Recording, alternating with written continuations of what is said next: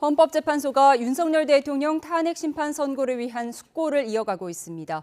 정부는 탄핵 심판 선고 당일 불법 행위에 대해 엄정 대응하겠다는 방침을 밝혔습니다. 자세한 내용 취재기자 연결해 알아보겠습니다. 이경국 기자.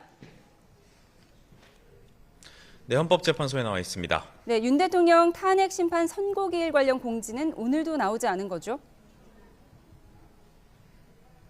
네, 맞습니다. 변론이 끝난 지 2주일 이상이 지났지만 아직 선고기일은 통지가 되지 않고 있는 상황입니다. 결국 윤석열 대통령 탄핵 심판 선고는 빨라야 다음 주쯤 진행될 것으로 전망이 되는데요. 이로써 윤 대통령 사건은 역대 대통령 탄핵 사건 가운데 가장 긴 평의 기간을 기록하게 됐습니다.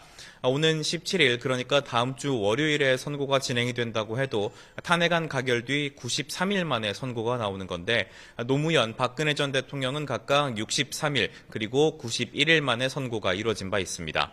오는 18일에는 박성재 법무부 장관 탄핵심판 사건 변론이 예정돼 있어서 다음 주 중후반쯤에야 윤 대통령 사건 선고가 나오지 않겠느냐는 전망도 나오고 있습니다. 다만 헌재가 한덕수 국무총리 탄핵 사건을 먼저 선고한다면 윤 대통령 사건 선고는 더 늦어질 가능성도 있습니다. 재판부 평의가 길어지고 있는 상황인데 일각에서는 윤 대통령 구속 취소로 탄핵 찬반 양측이 모두 격앙된 상황인 만큼 헌재가 어느 정도의 냉각 기간을 갖지 않겠느냐는 분석도 나오고 있습니다. 네, 재판관들은 지금도 윤 대통령 사건 평의를 이어가고 있는 거죠?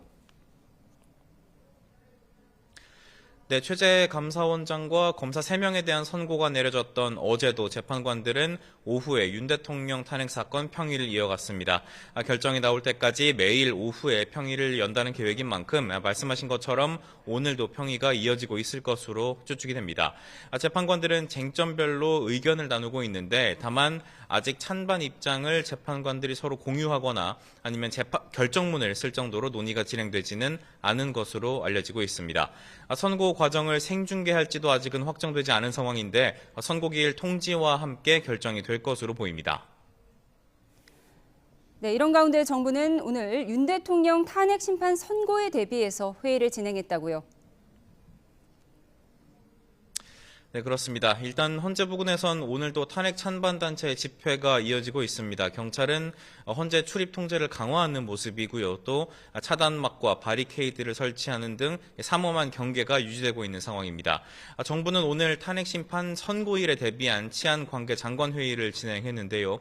경찰청은 선고 당일 가포 비상을 발령해서 가용 경찰력 100% 전부를 치안 유지에 동원을 하고 전담 경호대 그리고 특공대를 배치해서 헌재와 재판관의 안전을 확보하겠다고 밝혔습니다. 또 모든 불법 행위에 무관용 원칙으로 대응하겠다고도 강조했는데 특히 집단 난동과 경찰관 폭행 등에 대해서는 현행범 체포를 원칙으로 하고 주동자도 철저히 추적한다는 계획입니다. 행정안전부는 집회 장소 부근 지하철역에 인파가 몰릴 경우 무정차 운행하거나 출입구를 폐쇄하는 등의 조치를 진행한다는 계획입니다. 서울시도 헌재 인근 11개 학교 임시 휴업과 탄력적인 대중교통 운행 등 관련 조처에 나서기로 했습니다. 지금까지 헌법재판소에서 전해드렸습니다.